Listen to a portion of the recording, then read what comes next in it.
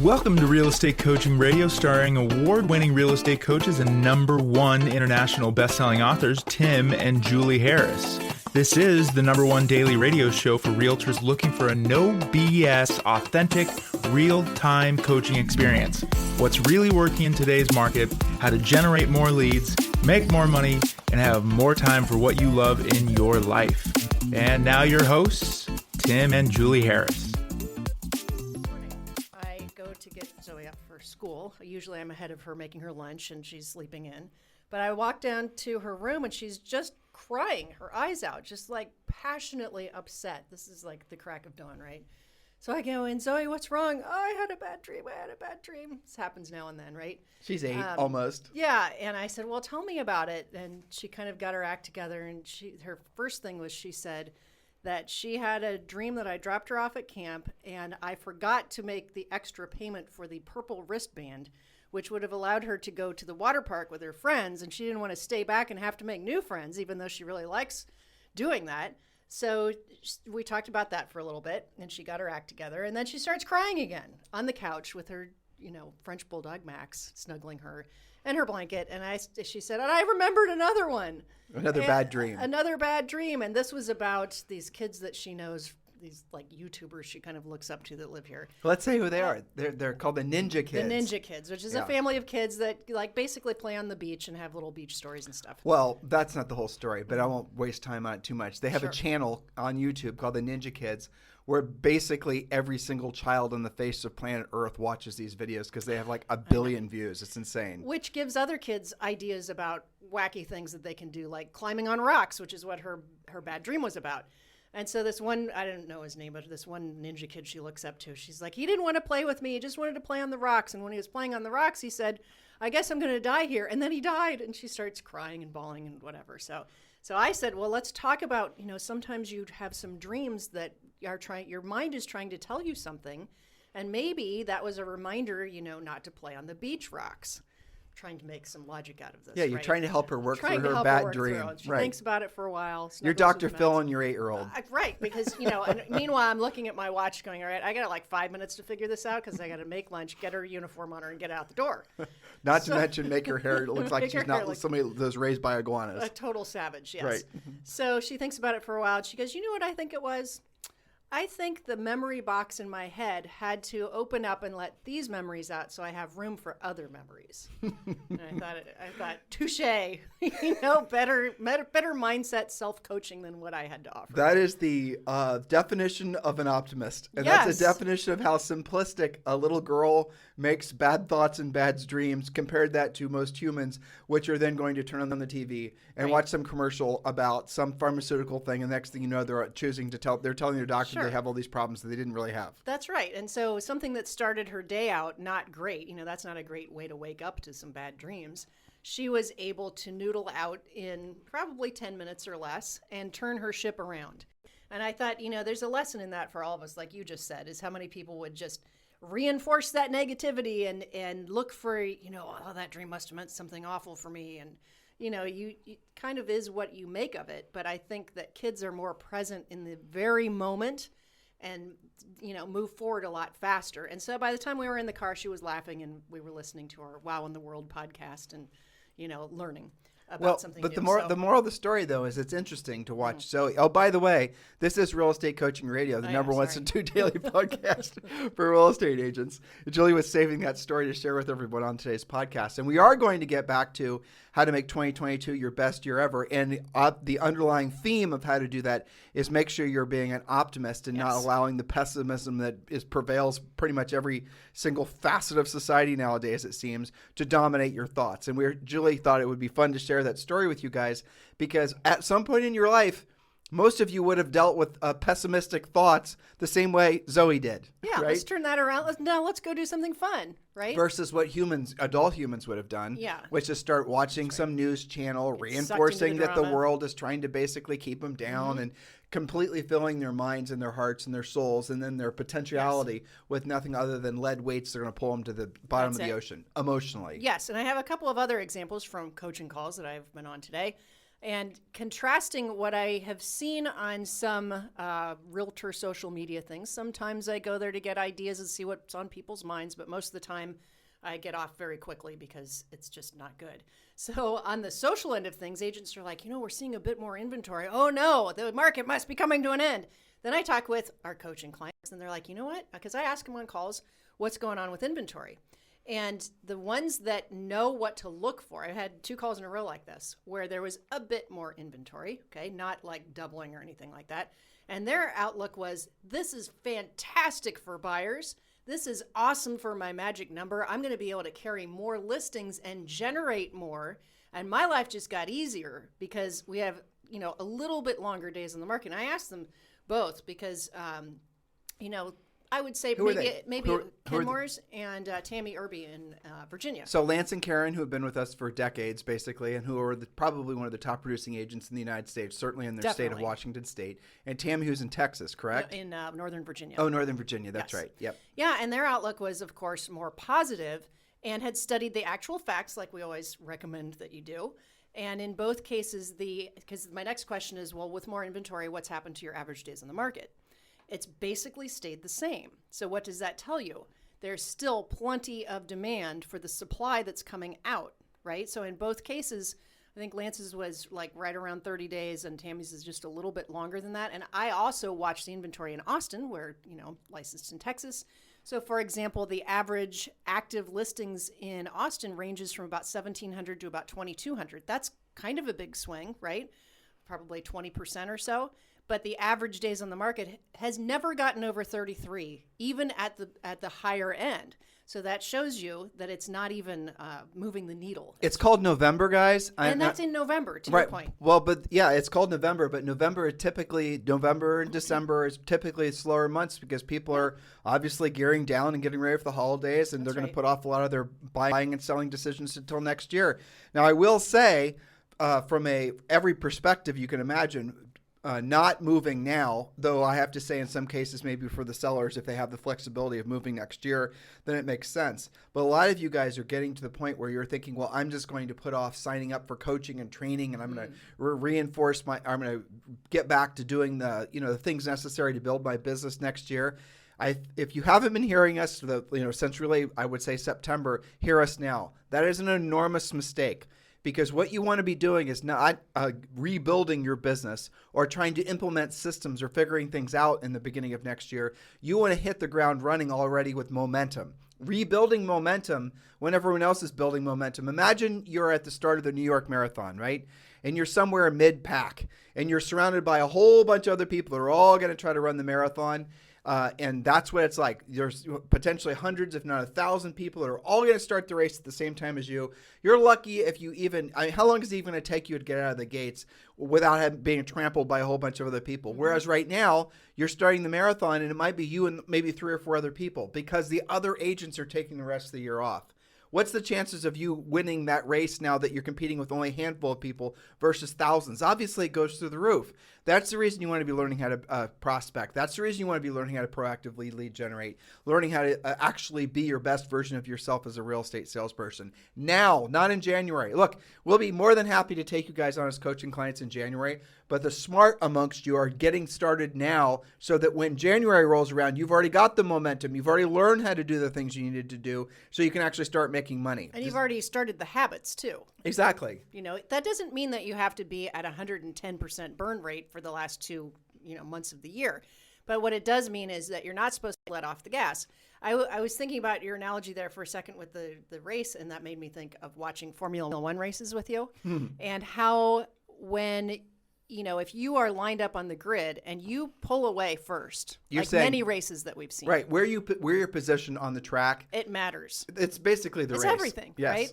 And so sometimes there's a skirmish on the first lap and sometimes there's some spin outs and things. But generally, whoever was 1, 2, or 3, one of those guys is going to pull ahead and then they're going to run away with the race. Right. Unless there's safety cars or whatever. And so I was thinking, what did it take for that driver to be 1, 2, or 3? Consistency, right? Because usually It's about the same group of guys that's up there on those teams. As long as you and I have been watching Formula One, which is probably 20 years, it's always been that way. It's always been that It's way. always, and that's how life works too in real estate markets. Those are the guys that have practiced. They've put in the time. Their teams are really good. They're very consistent. They've earned the right to be consistent winners and consistent leaders because they did what they didn't want to do and they didn't want to do at the highest level. And, that would be, for example, working this time of year. We don't need to grind them anymore on that. Well, Some will, some won't, some will never. The point is it's easier to launch when you've been consistent than to try to recreate after a long break. Julie's meeting in January. Launching then will be a lot harder after not having done anything. Look, bottom line, guys. Get to work. Get to work. Right. Right. So, look. Back to topic. Julie, we did talk about adding a point to your points here with regard. I got it on the end. Okay, you got it in. Okay, very good. Okay. All right, so we're talking about things that are mostly fun that maybe you haven't considered reasons to be optimistic. And what we're trying to show you, what we're trying to get you to emotionally attach to is the fact that we are in a renaissance. And this is what will be in our, Julie and I came up with this concept right when basically I think it was probably May or June. We started realizing, Julie and I studied history because we didn't know what happens after big pandemics because turns out that was our first pandemic, right? And oh, by the way, for us. breaking news. I don't know if you guys knew this. And Julie and I, maybe she's already researched it, knowing Julie, she already has. But there is a pill. Point number 8. Oh my! Jumping All right, ahead. I won't step on your pill. Okay, That's I okay. won't step on it. All right. That's all right. Let's do point number 7 first. I will do point number Remember, 7. we are talking about reasons to be optimistic going forward into 2022 and beyond. Listeners, she just punched me in the arm for almost reading 2 points ahead. Well, there are people keeping track. So, Okay, all yes. right. So if you missed the previous points, get caught up on previous podcasts. They're easy to find on wherever you get your podcasts. All right. Yep. Oh, and by the way, thank you for all of you who are giving us 5-star reviews on iTunes. If you've not done so, and if you think this podcast merits a 5-star review, which tens of thousands of you do, otherwise you wouldn't be listening every day, please do give us a 5-star review on iTunes. It means a lot to us, and it is your way of saying thank you for this podcast. We certainly appreciate being part of your lives and hopefully making a positive contribution, not just to your business, but your personal life as well. And if you've not done so yet, this is our opportunity to make you feel guilty for not doing so. Exactly. Please give us a 5-star review on iTunes. Enough begging. Point number 6. Exactly. All right. So, reasons to be positive. Number 7, the tsunami of online entrepreneurship opportunities. It's becoming easier, cheaper, and more normal to be an online entrepreneur. Did we do that one yesterday? Yes, we Okay, talked about sorry. Captain Kirk. Oh, that's right. That's okay. So it's easier to be an online entrepreneur. According to Forbes, in the United States, in July 2020, the number of applications for starting a business reached its all-time highs of 551. I think it's million. Is it million? 500? No, 551,657.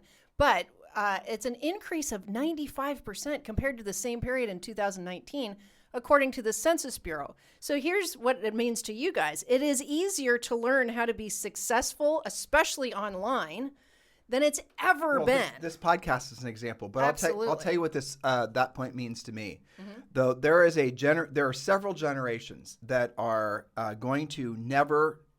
They're always going to have in the back of their minds the world being shut down because of the pandemic. That's true. Right? You're going to have obviously Generation X, but really you're going to have millennials. You're going to have Generation Z. You're going to have whatever comes after that, right? And so all of those people are going to forever remember the world being shut down. That is forever is going to be an imprint on their minds. And from that, they're never going to have, I personally think, and this is one of the unintended consequences on the positive side from COVID and the lockdowns and the way the government reacted, good or bad or, right? Sure. History will tell the truth. But the reality of it is so many people saw that happen. Maybe they were adversely affected familially. Maybe all kinds of things happen. They lost contact with their neighbors and their friends, and they will never, ever be dependent. They're always going to have that hair about them of being, entrepreneurs. In the generation, the generation, what was it? The whole hustle thing. Yeah. The hustle generation. That's something that's really popular amongst the millennials. Having a side hustle. You guys have heard all those types of things. Absolutely. But what I'm seeing become really, and this is, frankly, I think real estate's the greatest opportunity for anybody that has any entrepreneurial angst is to get a real estate license and learn how to sell real estate at a high level because the barriers to entry are so low and essentially the upside is so high. There's very few other businesses that are going to be like that you can possibly conceive of. And we're seeing that in our own numbers as coaching clients. We're seeing a ton of millennials get in. Absolutely. And again, these are people that would have probably followed a more traditional career trajectory, but they saw that that is on, maybe that's not as firm of a path forward as they thought it was going to be. So they're going to choose to be more independent of others, taking care of them and their families, and more essentially, that's a huge boom for anybody who has any entrepreneurial angst. And that has, I think, a lot of unintended consequences in the overall economy. And this is exciting because what that's going to do, an entrepreneur thinks differently. An entrepreneur thinks more obviously opportunistically, but they also an entrepreneur also is going to create more interesting types of businesses that haven't even existed before. They're going to evolve existing ideas, and I mean, we're seeing it happen in real estate. You're going to see it happens in all facets of the economy. These are the types of things that are exciting that come from essentially COVID. Yes, that's right. Thoughts that probably would not have happened certainly as quickly.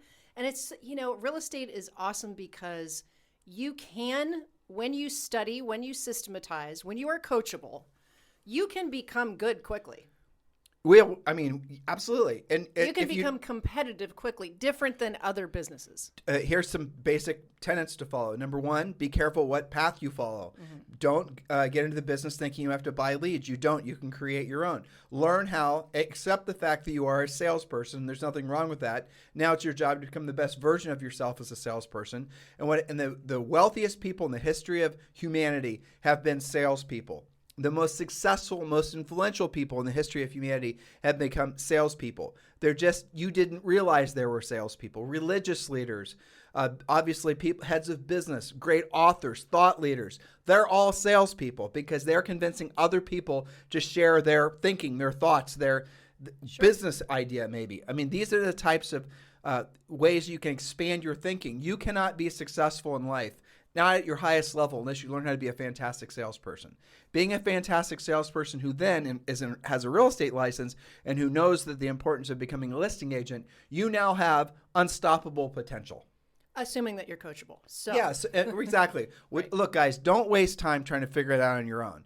Don't let your egos think that somehow you're going to be able to magically recreate the wheel. Why would you bother? If your mission is to help people and to make money and to improve your future and your kids' future and all the rest of it, why would you waste time thinking that somehow magically you can hit the magic combination of digital advertising, TikTok videos, and teams and branding and CRMs? Free crap from the internet. And why would you do that? It doesn't even make sense. That's not how a business owner thinks. A business owner is going to say, okay, I want to know how I can be of service to other people at the highest level, and I want to save off as much time and waste as little money as possible to get to the point where I've created an actual business. And a business is something where that produces enough net profit, and with that net profit, you obviously pay your personal bills, but then you can reinvest that money, and that reinvestment then in itself creates multiple streams of incomes for you. Yes, I'm talking about rental properties. Yes. Okay. So, point number 8. COVID. Finally. I know.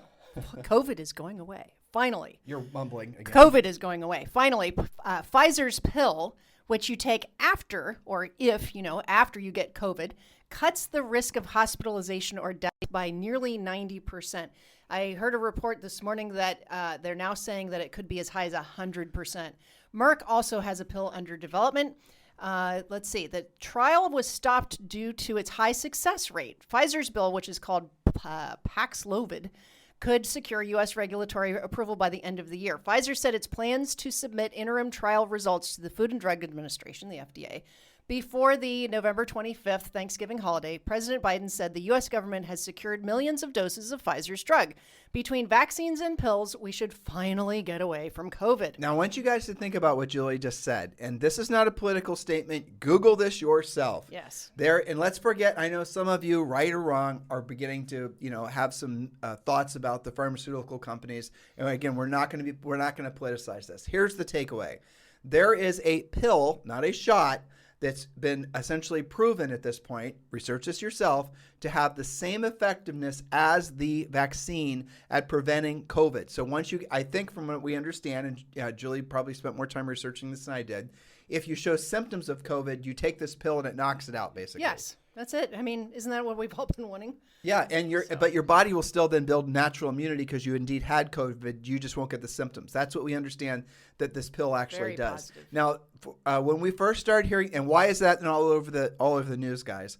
Why is that not being reported? You got to ask yourself why. Again, Google this, discover what we just said, and then ask yourself, why is the news not reporting on the fact that these shots now that they're trying to basically force kids to take probably won't be necessary because of this Hopefully advancement in essentially medical technology. You guys got to be realizing that there's more things going on than the betterment of humanity. It's also a lot about control, and you decide, what direction you're going to go with that. But here's really the bottom line. There's every reason to believe that this COVID, problem, this pandemic, will be over and within a matter of months. Completely over. Gone. For those that don't want to take the shot, they can take the pill if they actually get COVID.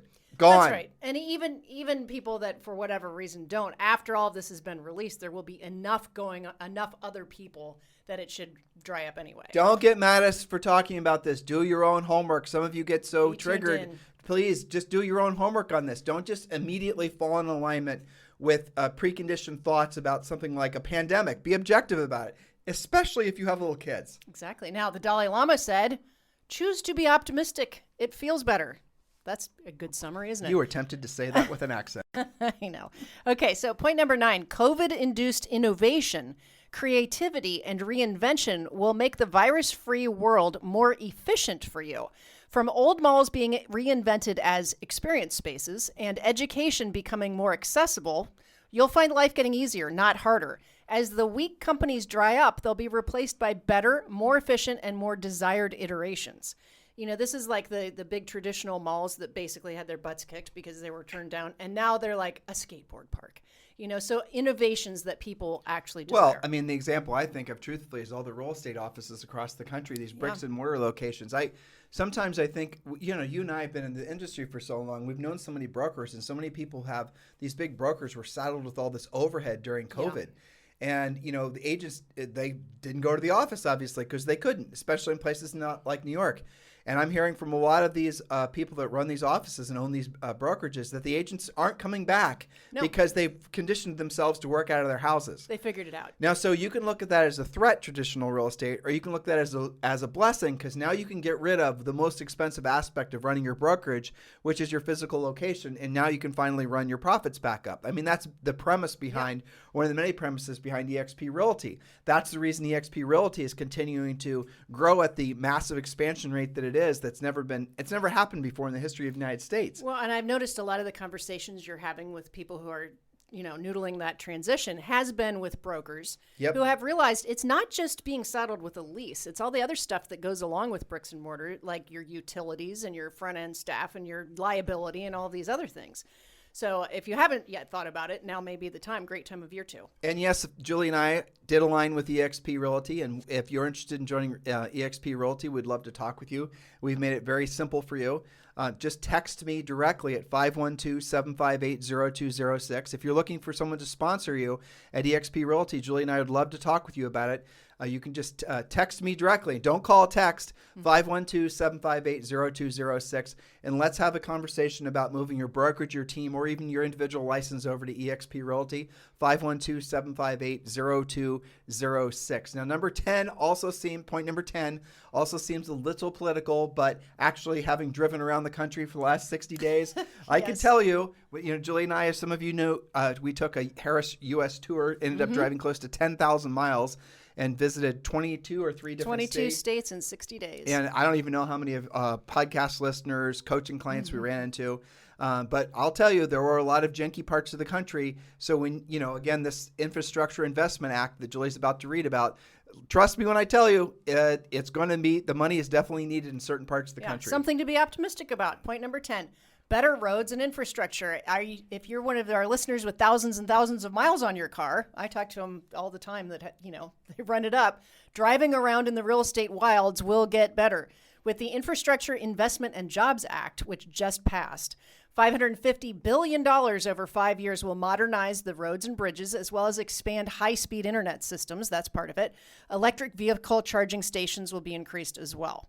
So that will make some of your decisions for you. And again, don't be triggered by any of this. I know everything that Julie just read sounds political, and it is political, but just realize what it is on a whole. So it's 5 years from now or 10 years from now, there's more electric vehicles on the road. Yes, Tim, but the electricity comes from coal mine and this whole green energy thing and this whole electric thing is a farce and whatever. Yes, but along with the electric vehicles, which you guys might not know, is the ability to redesign the vehicle, the car, from the ground up. Not only are electric vehicles, there's a lot of benefits to them. Biggest one, not having to go to a gas station ever again, but they're also generally speaking, well, not generally speaking, almost always safer, right? Factually speaking. Like the Tesla Model S is the safest car on the road because there is no motor on the front of the vehicle. They can design the thing from ground up. But here's the real aspect of this, and Julie touched on this before, is the automation aspects. And I know some of you are going to say Tesla's been promising that forever, but it is definitely, and it's around the corner in a big, meaningful way. So you're going to get to the point where you're going to have automation in your electric vehicle, and you're not going to the inconveniences that are associated with having to have a car. Look, there's no oil to change on an electric vehicle, right? There's fewer parts to wear on an electric vehicle. Electric vehicles, once they get the battery technology, their new Teslas. I actually Googled this. They're going to supposedly have close to a 500-mile range.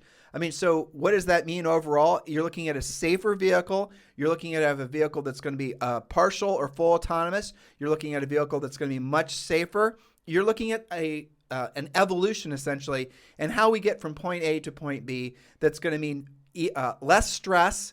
It's going to mean a safer experience. And frankly, our kids, your kids, depending on how old they are, might not ever actually have to learn to drive because the vehicle is going to essentially be driving for them. Type in your location. Right. I mean, I was thinking about agents trying to navigate, arguing with their old navigation systems. That's we us. used to, have map books, right? Yeah. So how much easier would be that? You've got a listing presentation to go to. You type in the address. It tells you how long it's going to take there. Then it takes you there. You can practice what you're going to say and look at the CMA on the way. It's all very practical stuff, guys. Be positive.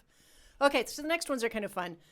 Point number 11, sports are back. In 2022, we will have the World Cup, the Beijing Winter Olympics, Wimbledon, the NBA Finals, and of course for you, Tim, Formula One comes to Miami. Yes, it in does. May. It does. So sports are back. And, we noticed this, back to Formula One just for a second, we noticed a very obvious, just overwhelming enthusiasm. You're talking about in Austin. For the race in Austin. I mean, you could feel that. It was crazy. It had been 2 years, and how kind of depressing and weird was it to have races where there was nobody in the stadium? Not just for racing, but, all of these different sports. So people are excited about that. Point number 12 is probably the biggest reason, in our opinion, why you should be optimistic. Why you should realize that 2022 and all the years after that are going to be your best years ever. Not could be, not might be, are going to be. They are. Now is your time. No matter how old you are, how young you are, educated or not, fat or thin, doesn't matter. Warren Buffett made almost all of his money after he was 50. You have 60. No excuse. Was it 60? Yeah, it was I 60. thought you were going to correct me on that. Yeah. Yes. You have no excuses. If you have a real estate license, you really have freedom to take it as far as you can. We talked about all the points about why. It's super easy to get your education. All you have to do is come to us, for example. And, that trajectory, assuming that you are coachable, assuming that you follow a system, and you get out of your own way, and you get out there and you talk about real estate, you use the scripts and all that kind of stuff, it's very much within your reach, even if you are on your fourth career. Even if you never thought you'd be in real estate until COVID hit, it doesn't matter. Now is your time. Now we're going to have you give you probably one or maybe two bonus points. The next bonus point is the wind is completely at your back, assuming you don't choose to turn around. Because everything in the United States, but really globally right now, is pointing to more home sales. More people are getting to the age where they're going to buy a house. Millennials, obviously, and younger generations, there's more of them in just sheer numbers. Generationally, it's right. On your side. And there's going to be more demand for housing, not less demand for housing, certainly in the United States, but again, globally. Then on compounding that, you have, like when Julie and I have, been in the real estate industry for over 20 years, like 27 years or something. Mm-hmm. But I remember there was a time when after like the great housing crash, when the house prices got so expensive and then all the housing, there's this big deflation in home values, which probably that'll never happen again. But here's what happened. After that, all these people came out of the woodwork and started saying, we should socialize housing. So housing should be a right.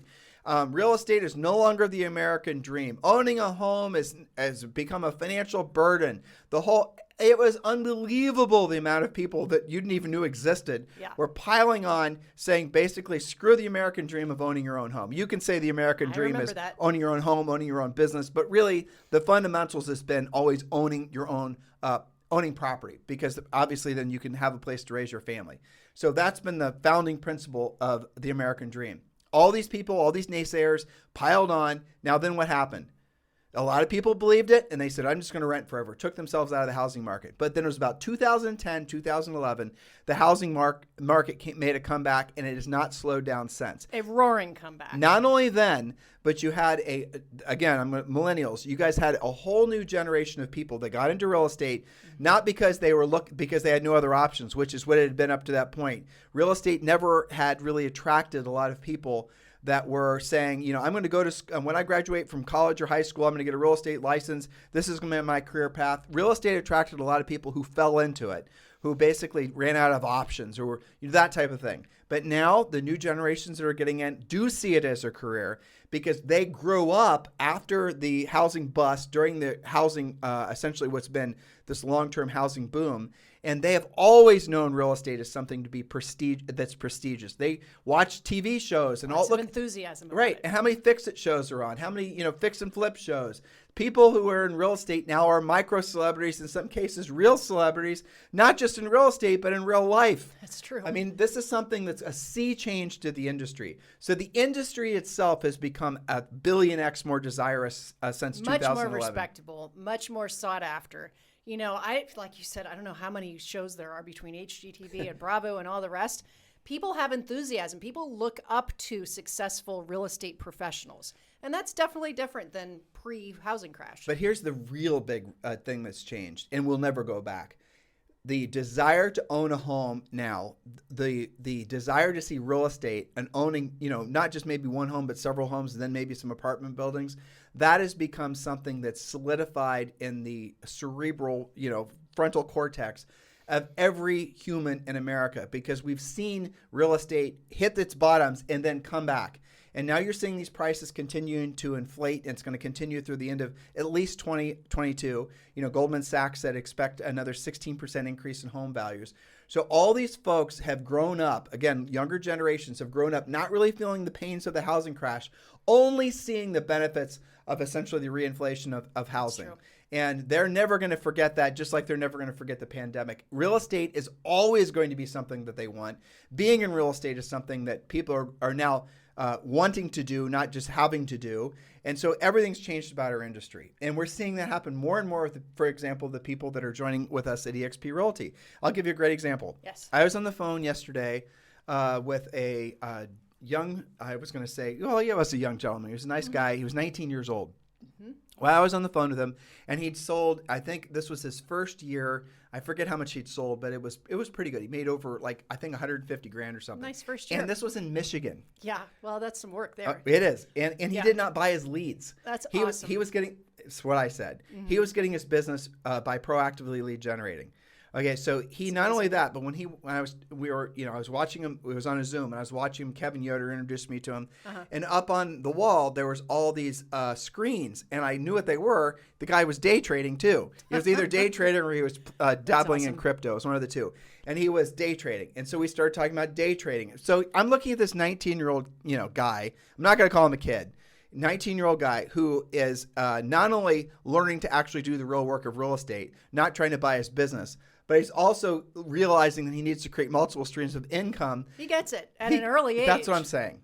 Yeah, I mean, that's incredible. Think of the potential of that guy. And he joined eXp Realty. I was going to say that. At 19, come on. Exactly. I mean, that's a rock star right there. So there's a whole, again, this sort of generational renaissance that's happening in our industry in particular. If you're not feeling that, if you're feeling stuck in the weeds, if you're not feeling energetic and motivated and incredibly optimistic about the future, go back and listen to this past podcast. Start detaching yourself, defragging yourself from anything that might emotionally be weighing you down, and realize your best years are ahead of you. Look, guys, here's another statistical fact. Most people don't earn their peak incomes until they're in their late 40s into their early 60s. right? And so how many of you have written yourself off at that point thinking your best days are behind you? That doesn't have to be the case. That's right. So take these points to heart. Be optimistic. You have no excuses. It's all getting better. And the decisions that you make every day are going to determine whether you're running with that or not. And Julie, am I looking at my screen realizing you put up a quote there from an MMA fighter? I try to be broad in my quotes. All right, so your quote is? Optimism is the essence of every fighter, the belief that no matter what, you'll find a way to win. So yes, we did watch an MMA fight amongst ladies who are almost exactly Julie's size. And Zoe didn't want to watch it with They're us. called straw weights. Straw which was weights. Funny. I didn't even know that was a class. But I have to say that those ladies, they seemed a little bit meaner than the dudes. Oh, for sure. Yeah, 100%. So, speaking of ladies, I have to go pick one up. Yes, you do. You have to go do our school run. So in the meantime, guys, listen, stay focused. Don't allow yourself to be pulled into a pessimistic way of thinking. Julie and I are working on our 2022 Real Estate Predictions podcast. Do yourself a favor. Go listen to the podcast we did. I think it was last Wednesday or the Wednesday before that with Peter Schiff. That was fantastic. We talked a lot about inflation. There was more and more reports coming out about inflation. And indeed, there's going to be double-digit inflation, as Peter predicted. Peter was predicting 20% inflation in consumer items next year. Who knows if it's going to be that bad? Probably, though, if housing's going to see 16% inflation, don't be surprised when milk sees 20%. Those types of things are going to happen. Be prepared. Realize you're in the right industry at the right time. You're here to be of service to other people and help other people. Learn how to be. That's the key. Don't waste your time on doing the silly stuff, guys. I know it's tempting and it's almost kind of exciting and fun to believe that you can buy your way into success. It's not true. You have to earn it. Learn how to be a proactive lead generator. That's what we do. We teach you how to build an A to Z real estate practice. That's what we specialize in. Obviously, we do a pretty damn good job or we wouldn't be in business for multiple decades. If you're ready to move forward, I strongly encourage you to go to timandjulieharris.com, which is our main website, and then click on coaching and join Premier Coaching. Or if you'd like to talk with one of our new member coaches, we've also made that easy for you as well. Just text the word Harris. Actually, here's even a quicker path. Text the number 2022 to 47372. Text the number 2022 to 47372. And when you do, you can schedule your own coaching call with one of our new member coaches. In addition to that, you're also going to receive a copy of your 2022 Real Estate Treasure Map, which is your fill-in-the-blank business plan. So go ahead and text 2022 to 47372. In the meantime, you guys have a fantastic day, and we will talk with you on the show tomorrow. This podcast is a part of the C-Suite Radio Network. For more top business podcasts, visit c-suiteradio.com.